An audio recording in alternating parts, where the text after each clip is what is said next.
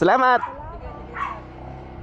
So shoutout kay RC Motor Rental, kay Ronald William Capistrano, may-ari ng motor, pinaparentahan niya. Kung may gusto magrenta sa inyo within Batangas area, sa Lipa siya yun, pwede nyong rentahan niya. Meron siyang big bike, Ninja 1000, CBX 150X, tama ba? CBX 150, Giorno, Honda Click, Yamaha Aerox, PCX. Ganda ng feel dito sa sa Giorno. Ang ganda ng feel. Oh, tas combi brake. Classic looking. Kung hindi nga lang mahal to nakakuha na ako ng ganito, Bigoy. Magkano ba to? 100k to kasi. Kaya natin yan.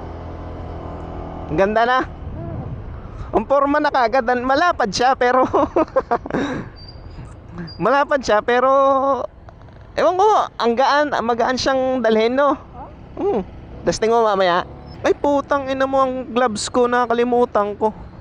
Yaman na, hindi naman masyadong mainit. Pwede yan.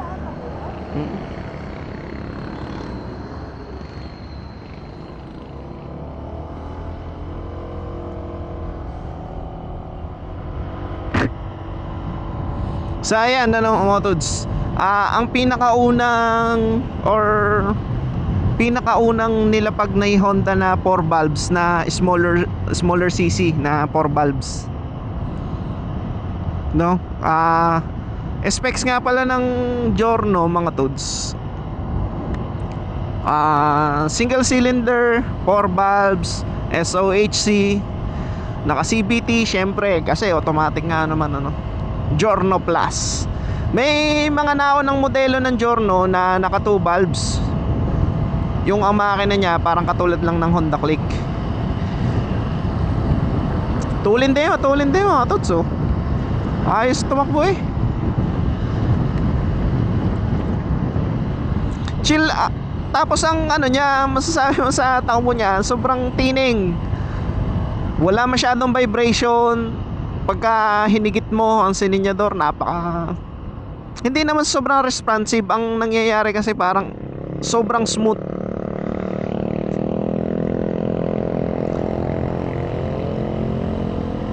Smooth siya na mabait, na talagang smoothies. Tapos mabait ang takbo niya, na bagay sa mga ating mga lady riders na gustong lumipat or mag-testing ng ganitong motor. Ang vibes ng motor na to, mga tudes, para siyang yung Vespa. Malapad yung bodyworks, tapos napaka-elegante ng mga curves na makikita mo sa motor na to, mga tudes. Napakalupit, maayos na maayos, oh. So dito tayo sa bypass road ng Lipa City. Hindi ko alam kung ano yung eksaktong name, pero eto, nandito tayo. Tapos destination natin ngayon for today's video ay papunta tayo ng Monte Maria Shrine. Vlog natin to, para medyo wet ride tayo today. Kasi yan, kita nyo naman yung langit. medyo maulan. Ang maganda nga pala kay kay RC Motor Rental, bibigyan ka na din niya ng pahiramin ka na din niya ng kapote. Tulad dito, dalawang kapote din yung binigay sa akin, mga tuds. Kaya napaka-solid. So sa traffic situation, mga tuds, natin yan. Mate-testing natin yan. Alam naman natin dito sa Lipa, mga tuds, na talagang medyo traffic. Mapapalabang ka talaga dito, mga tuds. Yun! Giorno Plus. Sumama kami makakapag-gasolina, pero marami-rami pa namang gasolina. Ay, putang ina mo. Wala pala dito. Ay, man.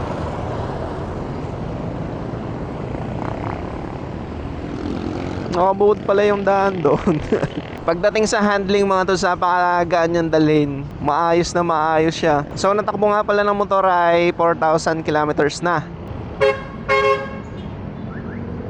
4,000 kilometers na natakbo. Then yan, sobrang smooth pa rin ng engine, mga tuds. Lakas ng preno na-testing ka agad natin doon sa bios na yun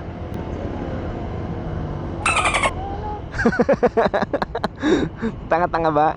Malambot ang upuan niya, B? Bakit?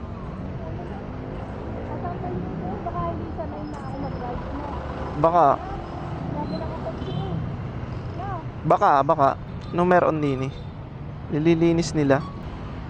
Ba't nila nililinis? Ticket si Idol. Maganda ginawa ni Honda dito, mga tuds. Nagkameron sila ng, although hindi naman nga bago na yung platform ng retro classic na scooter sa kanila, pero kakaiba talaga. Kasi kung ikukumpara mo sa dating retro classic nila, yung Genio, malaking jump. Kumbaga ano bang tamang term? Talagang pinaporma nila yung scooter na Giorno kumpara sa dating Genio, mga tud. Unang-una sa engine, binago nila yung engine. Ang kamukhang makina nito sa mga PCX, ADB, dandahan. Pultang po. Bibaba ka muna kaya. Para mataas Gara ng gasolina niya nasa gilid, nasa batok. Eko. So ayan ang Giorno Plus. Full tank. Hindi. Parang Honda Click lang din yan. Ganda ng kinis ng pagkagawa ng unahan nito. 'Di ba? Combi brake by 12 yung ano ba, tama ba? By 13. D13 yung gulong. Yung bilog ng gulong ay D13. Sa likod, ganun din ba? Ano ba yung likod? D13 din ba?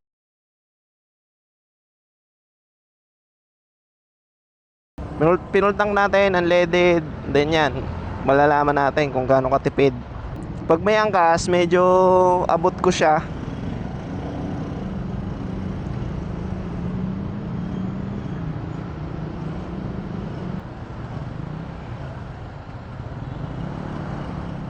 Traffic situation, yun ang gusto ko din sa mga scooter mga tods. Kumbaga wala ka na bang parang hindi natin kaya magsingit-singit, alanganin. Hindi katulad ng maliliit. Medyo kasi to medyo may pagkamalapad yung motor na to Yan green na. Yun ayos na.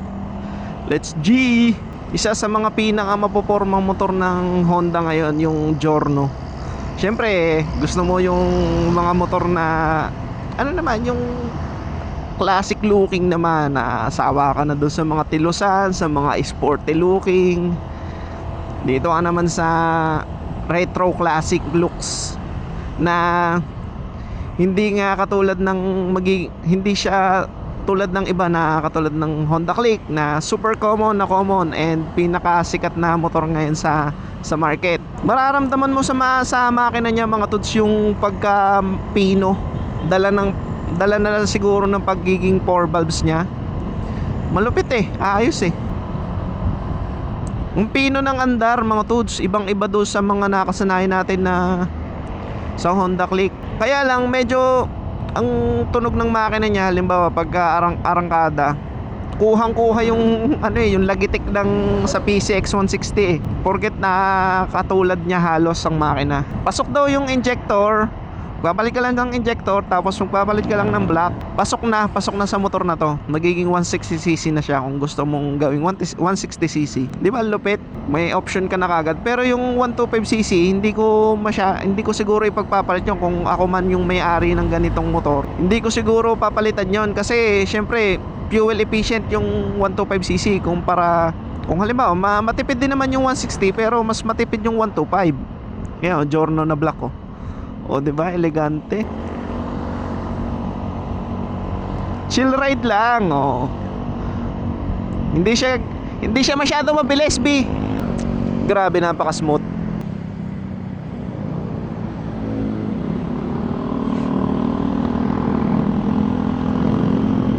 Yung preno, pare, ang ganda. Ang ganda ng response ng preno. Ang lambot sa unahan. Yung mga preno kasi nito, mga tuds, katulad din sa Honda Click, hindi ba siya yung pabigla-bigla na meron kasing mga preno na sobrang lakas, sobrang parang konting piga mo lang preno na ganyan, no? Ang preno nito disc brake sa una, drum brake naman sa likod mga dudes. Combi brake. Kapag pumreno ka dito meron na din siyang cabtel sa unahan na 60-40 ba? 60-40% ganyan or 70-30. Magpreno ka sa likod, may babato siyang pisel dito sa unahan, no, mga tuds. Combi brake, classic o combi brake na Honda.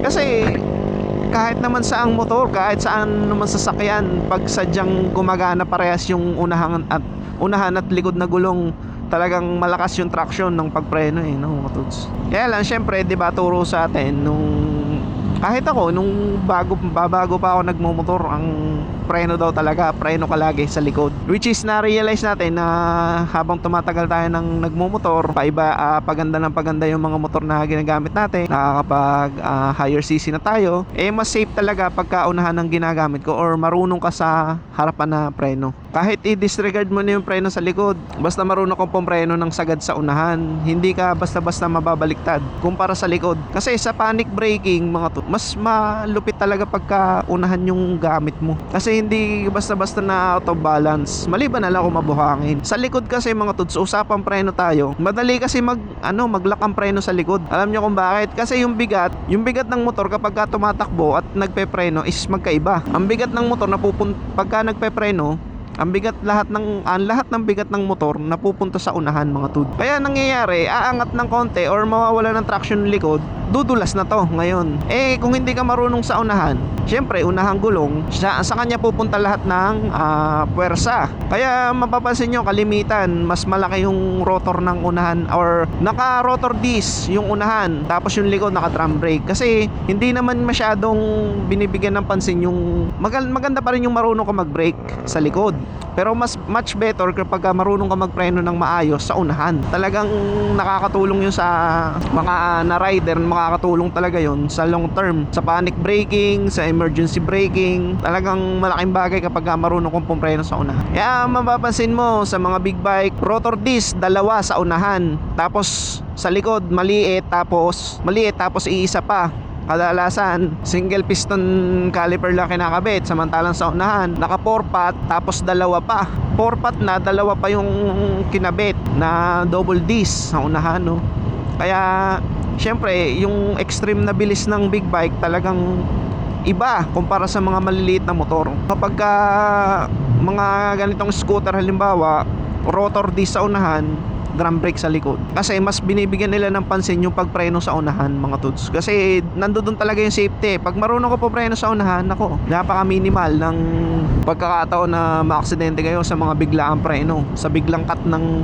Ang nangyayari kasi kapag nangyayari yung banggaan, kapag halimbawa sa mga gantong daanan sa mga probinsya, ang nangyayari kasi yung mga biglang liban Biglang liban, biglang preno, yun yung doon nadadali yung mga nakamotor. Hindi kumpara halimbawa sa ibang lugar na doon naman sa ibang lugar katulad halimbawa sa Marilake, nag-overshoot naman kaya na-aksidente yung mga tao.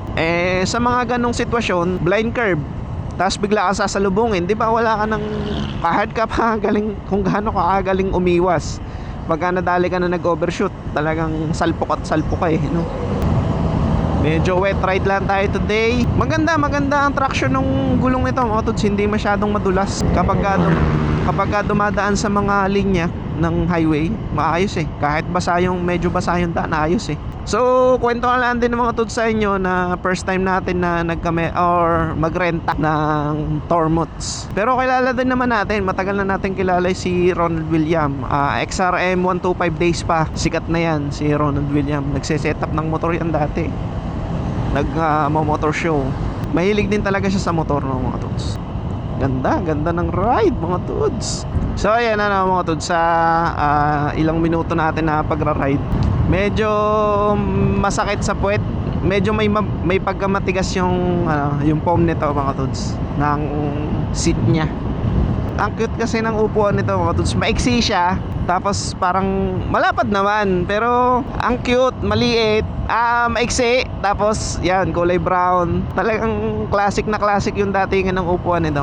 Maganda din yung pagkalagay ng pagka-leather ng upuan mga tods. Yung parang makikita mo sa mga luxury car na classic. Ganun ang mga datingan Tapos ayan, yung style ng kanyang dashboard, ayun, wala namang bago. Katulad lang din sa Honda Click. Cute ba ng ang cute ba ng liit ng top box si kuya na naka-sniper? Teka be, ang liit ng top box si kuya. Ayun Nagpa-box ba? Liit naman. Ang liit Ang gara na.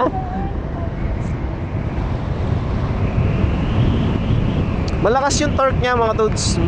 Pagka sa arangkadahan talagang malupit. Pero pagka ganito ng high speed, medyo high speed na, may tulin din naman siya. Pero try din natin mamaya hapitin. May angkas tayo hindi natin masyadong mahahapit to. Pero try din natin.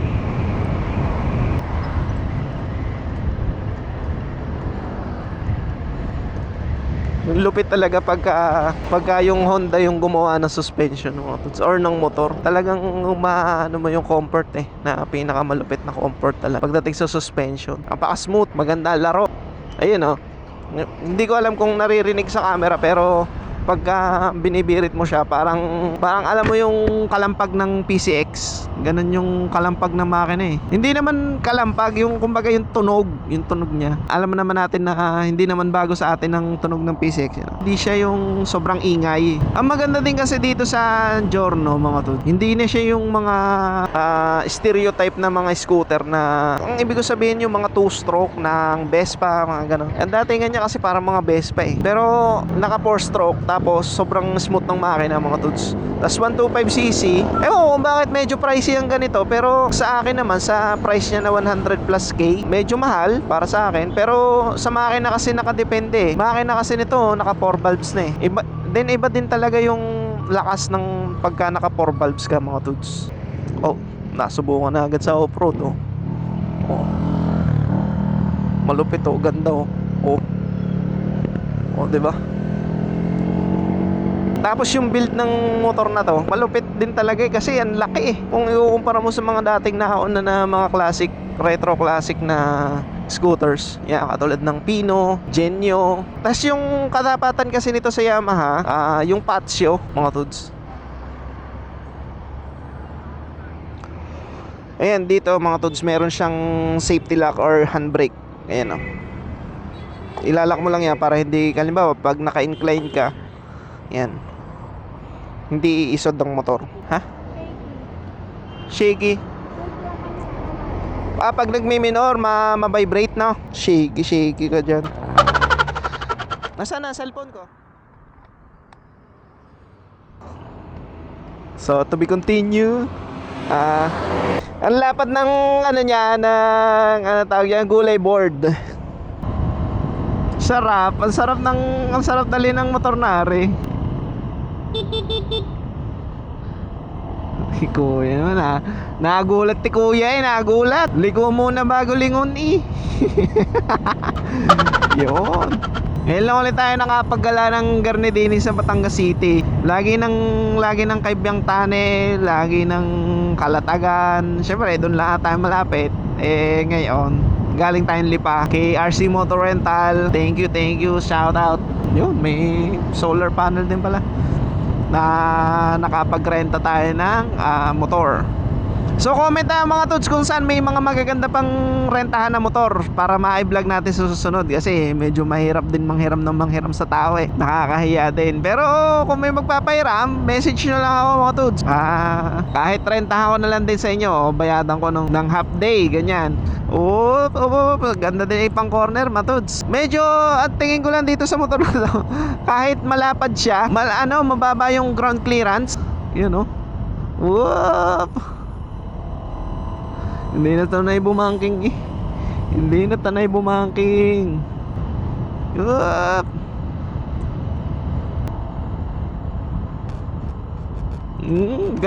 Maganda din yung daan dito papunta sa Monte Maria mga tods. Ito yung mahirap na daan yung akala mo mababaliktad ka. Tuli ni kuya, liit pa ng gulong. Kakatakot kaya yan. Yung mga kinayod na garni, nagang balak nyo din kinayod nyo, tapos hindi nyo naman inayos ulit para lang kayo nagluloko lagi ng pondo sa mga big bike. Looking forward tayo sa mga pagrenta ng big bike. Ayoko naman nung masyadong masyadong mataas na cc agad, yung mga 500cc lang CB650. Kung matagal ko ng may malapit or kakilala akong pwedeng marentahan ng mga motor na pang content, marami na tayong na content mga tuds. Tinetesting ko lang, try lang na para mag-grow kasi sobrang bagal ng pag-grow ng channel natin. So kaya kung hindi ka pa nakasubscribe mga tuds, kung bago ka pa lang sa ating channel, make sure to subscribe mga tuds para makakita tayo ng mga ganitong video, na mga review na mga gusto nyong kunin na motor. Kung gusto nyo maglabas, pwede nyo panoodin yung video natin. Ako talaga naglalaan talaga ako ng oras para sakyan at kilatisin yung mga motor na nire-review natin. Pangit naman yung pupunta ko lang sa kasa, tapos video lang doon, hindi ko natetesting. Gusto ko yung natetesting ko, kumbaga na makita nyo sa footage, sa video na maayos talaga yung motor. Ano yung mga nakikita kong problema, yan tulad nito. Oy, bitin sa ahon mga tulad ba ng mga ganung bagay na pwede ko naman sabihin talaga na maganda ganito ganyan, kahit na hindi ko naman talaga natetesting. Mas maganda talaga na itetest drive, bigyan natin ng panahon na videohan yung ride natin kasama yung motor, di ba? Ayun lang talaga masasabi ko sa mga motor ng Honda mga tud, na medyo mahina lang talaga siya sa ahon, medyo gapang. Yun nga kanina medyo mild pa. Pero for reference mga tuds, ako ay 80 kilos. 80 na ako, taba ako na. Nakaraan 73 lang ako 80 kilos, tapos yung aking angkas ay nasa 78 kilos, yung aking OBR. So all in all, halos 150 kilos kaming dalawa na nakasakay sa motor. Then yung horsepower niya ay hindi horsepower yung nakita ko, parang nasa 12. Maganda sana mga tools kung pinalitan nila tong pagka-digital ng dashboard niya, na ginawa nilang katulad, sa bagay ganito naman din yung halos yung sa sa Genio dati. Ayun nga lang, medyo may pagkabilog siya, tapos sa gitna akala mo kwan siya, maliit na screen. Siguro pa ulit-ulit na ginagamit ni Honda yung ganitong signature na panel gauge. Kasi ito, nakakabit na to sa Honda Click. Pinagsimula na pinakaunang motor na nilagyan ng ganitong panel, Honda Click. Tapos meron ng Honda Click 160, parehas pa din. Tapos ito, yan, yung Giorno Plus. Ano pa ba yung mga nilagyan nila ng ewan ko ba, siguro hindi na sila para yung R&D din. Kumbaga hindi na sila masyadong gumastos pagdating sa, kasi nakakadagdag din sa price ng motor yun kung na-testing na nila na talagang swak matibay, swak sa mga kahit anong model, sa anong engine, madali ikabit. Hindi na sila magpapanibago ng research para lang malagay yung mga ganitong panel, di ba? Ibang-iba sadya lang sa pagdating sa Yamaha. Yun naman ang gustong-gusto ko sa Yamaha, na kada motor nila, babago-bago sila ng gauge. Kahit na facelift lang ng kaunti lang yung binago sa motor, bago na din talaga kagad yung dashboard or yung panel gauge. Ito naman kay Honda, iba na yung category, iba na yung platform, iba na yung series. Still ang ginagamit nilang mga panel gauge is pare-parehas lang. Na sa isang banda naman, nakikita ko din naman na maganda kasi magiging signature na ng Honda na pagdating sa scooter, ganito na yung lalabas na mga panel gauge, no? Yun ang malupit. Then marami bang kapag halimbawa wag naman sana masira yung panel gauge, marami bang pagkukuhanan, maraming katulad kasi na kahit anong modelo pwede mong isalpak. Katulad na lang halimbawa sa Winner X, CBR 150 tsaka sa CB 150X, pare-parehas din yung nakakabit na panel gauge na kung susumahe, kapag halimbawa nagka-problema yung panel gauge mo, maraming kasukat, marami kang mabibiling parts kumbaga. Tapos hindi katulad na halimbawa pagka iba-iba yung panel gauge, nasa isang specific model lang yun na mangyayari. Pagka halimbawa hindi available yung parts na yun, ganito lang model yung pwede, hindi ka na makakabili, hindi mo na mare-replace, diba? Yun ang isang advantage ng pare-parehas ang panel gauge ng unit. Sa isang banda naman, parang ang boring na kasi nakikita mo na din naman sa ibang motor, di ba? Ang lakas talaga ng torque nito, oh. Pero pagdating sa ahon, ang hina. Ang hina niya umahon. May paahon ulit dito. Matetesting natin, mga tuds. Oh, ganda talaga dito mag-rides, mga tuds. Tingnan natin yung ahon. Parang lang din siya, parang Honda Click lang din. Kaya na binago, ginawa nilang 4 valve. Wala, lakas, may salida may salida. Ganda din ng suspension talaga, hindi katulad doon sa sinakyan natin yung mga unit na Diba, hindi masyado nanginginig yung aking boses. Kahit kita yun yung motor, oh. Ayun, tingnan nyo yung difference, oh. Nabibitin siya sa ahon, oh. 47, 44. Di ba? Medyo mahina siya sa ahon. Oo. Hindi naman full throttle yun, pero medyo may pagka mahina siya sa ahon. Medyo gapang. Pero kung ikukumpara sa Honda Click, mas malakas ito, syempre. 4 valves na to, eh. Mas kumbaga kung 4 valves, mas nakakahinga. Tapos mas maganda siya pag high RPM, mas smooth, power delivery. And then syempre may plus din sa performance kumpara sa 125 ng Click. Sana ilabas din yung isa pa. May isa pang kapatid to, sa ibang bansa, sa Thailand lang nilabas, eh. Hindi ko stylus ba? Parang ganun yung style. Stylus na, style pa. Ganun yung pangalan niya na naman, ang pinanggayanan naman ng makina niya. Ang platform naman, retro classic din, na pinanggalingan ay PCX naman. Yun, mapapansin nyo doon, halimbawa sa PCX, hindi ko na pala i-spoil. Basta ibablog din natin yung PCX ni RC Motor Rental. Tapos yung CBX 150. Ano ba ang meron doon? Meron din silang Aerox, kaya lang yung version 2. Yung Aerox sana na gusto ko yung SP, yung turbo. Ayun yung kinakatakot ko halimbawa pagka mga scooter, pagka ganitong lusong. Ang problema din kasi sa mga ganitong motor, kapag halimbawa naluluma yung combi brake, mas lalong delikado, nagiging delikado siya, mga tuds, pagka yung naluluma yung combi brake ni Honda. Kasi syempre, uso yung kinakalikot yung CVT, nawawala yung cubtail ng clutch lining sa clutch bell. Ang mangyayari, magpe-free wheel na laang. Tapos syempre wala naman tong hill assist na sensor na iibahin niya yung andar para lang hindi bumulusok pababa. Syempre magre-rely ka na sa preno. Ang problema kasi dito sa style ng preno ng combi brake, naka cable type pa siya. Yung iyan, narinig niya kaya sa video yun, yung ganong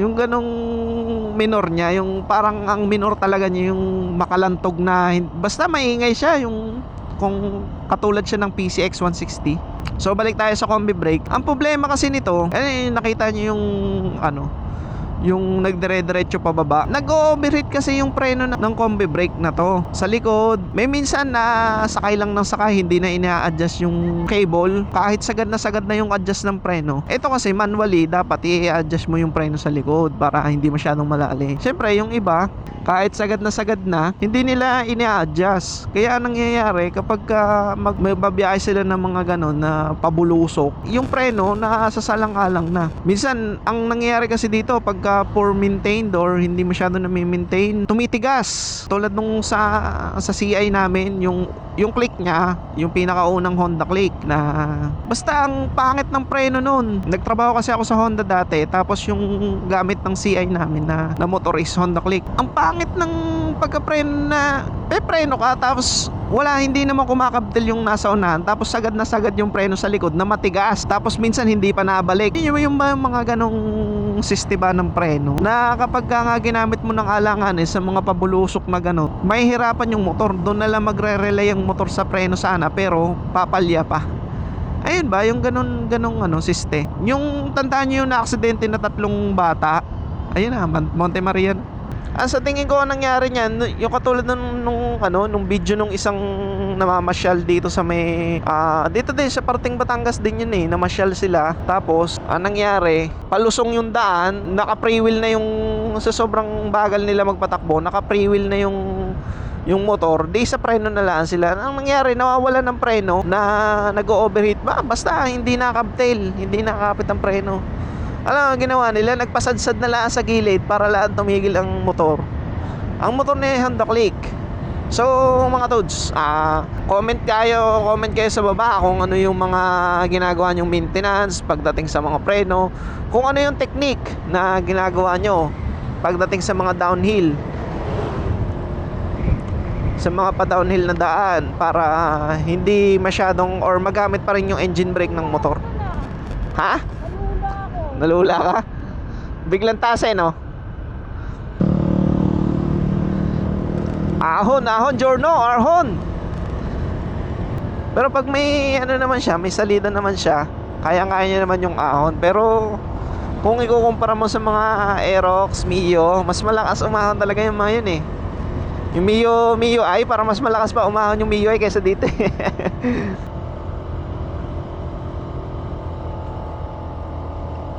Ayan o, para bang hirap na hindi maintindihan.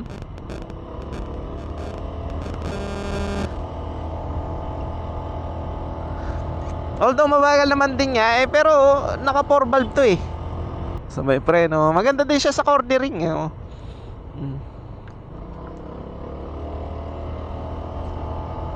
Usapan downhill mga tudes, ang technique ko naman dyan pag downhill, yung maintain mo yung speed na paano ko ba explain, yung motor nasa tamang bilis pa din na kapag ibinaba mo yung pa na mararamdaman mo bumabagal, hindi yung sobrang bagal na 20, kasi pag 20 at kumabtel hindi na kumabtel pala yung kanyang clutch lining sa bell, mag-ano na lang yan magpi-freewheel na lang yan Di katulad kung medyo may momentum ka, tapos alalay ka lang ng alalay sa preno, may kahit pa paano may engine brake pa rin yun.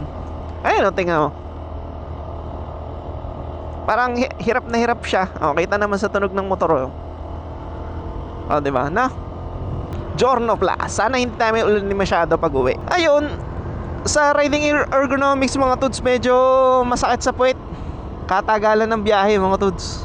Tapos sabi naman ni OBR, masakit daw sa likod kasi ang upuan nito nakaganon nakaganyan ng upuan niya, nakatikwas. Ang style ng motor na to, pantay na pantay lang. Ayun, yung Monte Maria, malapit na tayo, makapagpahinga na. 310.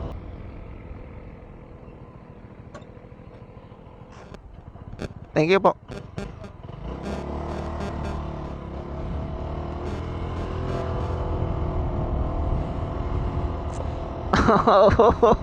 Yan ang Monte Maria, Bigoy. Ngayon lang ako nakakapunta ha.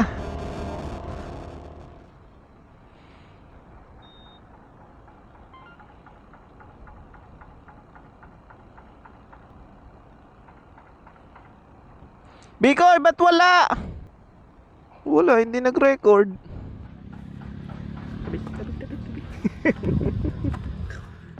So ayan mga dudes, ikutan muna natin yung unit. So ayan, meron siyang napakagandang headlight.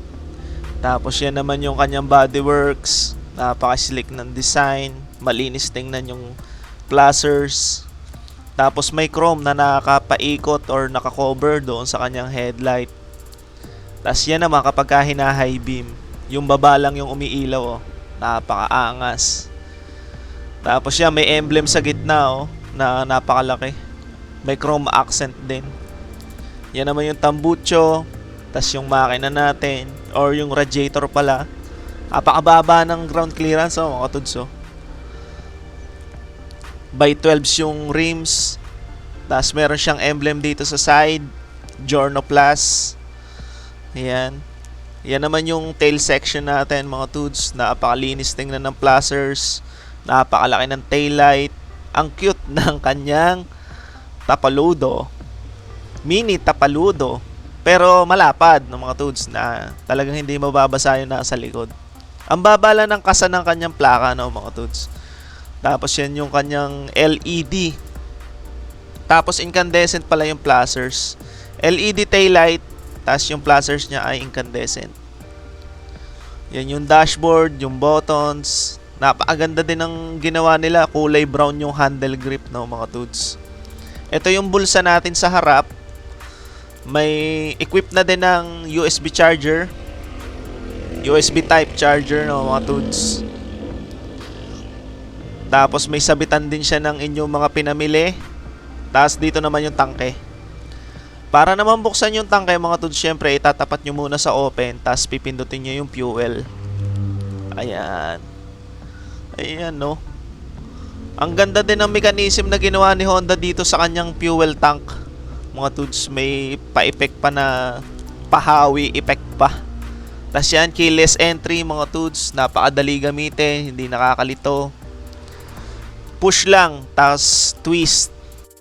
Kung titingnan mo ang overall tindigan ng Giorno Plus, mga tuds, napaka-cute niya tingnan. Pero pag sinakyan mo, napakalaki pala, napakalapad ng kaha, napakalaki niya sakyan, ano, mga tuds, napakaluwag, napaka-spacious. So, punta naman tayo sa ilalim ng kanyang seat, mga tuds. Meron siyang napakalaki, napakaluwag na seat. Kasya dalawang half-face helmet. Pero hindi kasya yung full face na, mga tuds. Isa din sa pinakamagandang ginawa ni Honda dito, dito niya inilagay yung coolant reservoir natin, no. Napakalinis, hindi madudumihan yung kamay mo kapag ka magta-top up ka, mga tuds. So ito naman, mga tuds, yung upuan. Ayan. Makapal naman yung foam niya, kaya lang medyo matigas yung pagkagawa sa kanya, no, mga tuds. Napakaangas din, kulay brown. Napakalinis talaga ng likod nito, mga tuds. Ayan yung dashboard natin na signature ni Honda for the scooters. So ayan, meron siyang napipindot dito. Tulad lang din sa nakikita natin sa Honda Click. Ayan, may voltmeter, trip A, trip B. Equipped na din pala siya ng ISS. Tas may abang dito ng button ng hazard switch. Starter button, mga tuds. Ayan yung sa kabila, left side. High beam, low beam. Busina. Tsaka flashers. One more time, ito yung kanyang bulsa sa unahan. Napakagandang buksan, no? Meron siyang toggle switch. Tapos ito naman yung quality ng kanyang tangke. Mas maganda sana kung lapat na lapat. Ito naman yung combi brake, no, mga tuds. Meron siyang parang pinaka handbrake. Handbrake or yung stopper. Para hindi, kung halimbawa nasa inclined ka, hindi aatras yung motor. Ito naman yung rotor disc natin sa unahan. Single pot caliper. Naman yung kanyang preno, no, mga tuds. Equipped na din siya ng side stand kill switch, no, mga tuds. Pagdating naman sa ating engine, mga tuds, syempre naka ESP Plus. Ayan, ito yung kanyang crankcase. May pagkakahawig din talaga siya sa mga PCX, no, mga tuds. Ito naman yung kanyang rear shock. Tapos drum brake naman sa likod. Naka-swing arm na din siya mga tuds, no? Tapos ang style ng kanyang tambucho parang pa-barrel type. Sa harap naman syempre naka-disc brake tayo. Ito yung kanyang mechanism ng combi brake, no mga tuds. Ito yung sinasabi ko na kapag halimbawa poor maintained, hindi naman sa kulang lang sa langis to kaya ayos sumabay. Pero ganyan talaga yung natural na combi brake ng Honda. Ayan, no? Naka cable type. Ito yung unahan natin, napakakinis, napakaganda ng curves. Maganda din yung ginawa nila side mirror, body color na din siya, no, mga tuds. Ito 4 keeps yung side mirror nito mga tuds. So all in all, napakaganda ng Giorno Plus. Kung kayo ay nagbabala kumuha, napakasulit sa pera mga tuds, napaka-premium ng quality ng motor na to.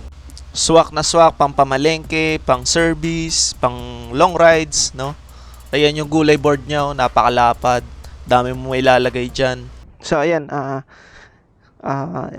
recording na. Ang nangyari kanina sa video natin, sa mga naunang video natin, hindi tayo naka-action. So syempre, kapag gagamitin niyo yung Giorno Plus, ganito lang siya. Wait lang. Napakalaking bagay nito. Ito ang susi niya. Parang ang katulad ng susi niya, yan, sa mga PCX, Honda Click, EDB 160. Pag pinindot mo, yan, may kulay green. Pag hinold mo yan, magiging kulay pula. Ibig sabihin niya, hindi gagana susi. Pagka naman, napag-green mo na, yan, green na, ibig sabihin, activated yan. Basta malapit yung susi, mapapagana mo yung susian, yung ignition. So, para mapagana mo, push muna. Pag tumunog na, pwede mo nang i-twist. So, ayan. Masyadong malayo eh. Tapos, kapag ganyan, pwede mo na i-start yan. Pero pag nilipat mo sa seat of fuel, syempre, fuel yan. Mabubuksan. Di ba? Ang ganda ng ganda ng fuel niya. Tapos sa seat yun doon naman. Tapos yung off, yan dyan yan. Hindi natutunog yan. Yun, naka-off na yan. Pag bubuksan mo, syempre, push lang muna lagi bago ikot. So, let's go. Equip na din pala siya ng idling stop system mga tuds. So, ang nangyari sa footage natin kanina, naka-linear tayo yung hindi naka-action na wide view angle, maliit. Pero ito ngayon, ayos na. So, gamit natin camera Insta360 Ace Pro. Try natin yung idling stop para lang tumipid. Yan. Pagka umano siya ng ganyan, tumigil siya ng ganyan, ito lang, mo lang yung isa, yung, yan, pag namatay na ganyan, hihigitin mo lang to. Galing, no? Hindi na tayo nagkameron ng pagkakataon para may top speed, pero siguro naman okay na yung vlog natin for today's video. So, masyado maingay maya pagka natin.